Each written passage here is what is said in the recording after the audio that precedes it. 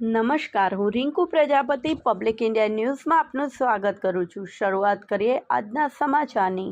આણંદમાં હર ઘર તિરંગા અભિયાનની ઉજવણી અંતર્ગત રંગોળી અને મહેંદી સ્પર્ધા યોજાઈ। બાળકોને ઇનામ અને પ્રમાણપત્ર અપાયા। આણંદ જિલ્લાના નાગરિકોમાં રાષ્ટ્રધ્વજ અને દેશ માટે ગર્વની ભાવના જાગે એ માટે તારીખ 8થી 15 ઓગસ્ટ દરમિયાન સ્વતંત્રતા સપ્તાહ ઉજવવાનું આયોજન કરાયું છે, જે અંતર્ગત આણંદ જિલ્લા વહીવટી તંત્ર દ્વારા જિલ્લાના વધુમાં વધુ લોકો હર ઘર તિરંગા અભિયાનમાં જોડાય તે માટે અનેકવિધ કાર્યક્રમો થકી જિલ્લાવાસીઓને પ્રોત્સાહિત કરવામાં આવી રહ્યા છે।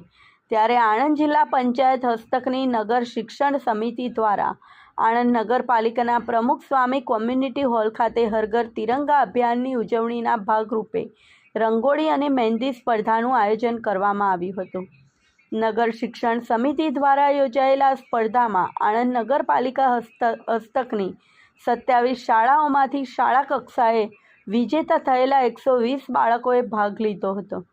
આ સ્પર્ધામાં શાળાના બાળકોએ આકર્ષક રંગોળીને મહેંદી દ્વારા દેશભક્તિને તિરંગા જેવી કૃતિઓ બનાવી તેમની અંદરની દેશભાવના અને દેશપ્રેમને પ્રદર્શિત કર્યું હતું।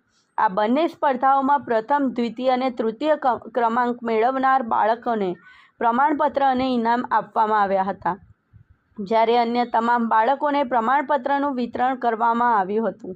આ પ્રસંગે નગરપાલિકા પ્રાથમિક સમિતિના ચેરમેન ઇન્દ્રજીત પટેલ, શાસનાધિકારી RC ભોઈ, કોઓર્ડિનેટર બ્રિજપાલસિંહ ગોહિલ, તમામ શાળાના આચાર્ય, શિક્ષક અને બાળકો ઉપસ્થિત રહ્યા હતા। આ સાથે આજના સમાચારને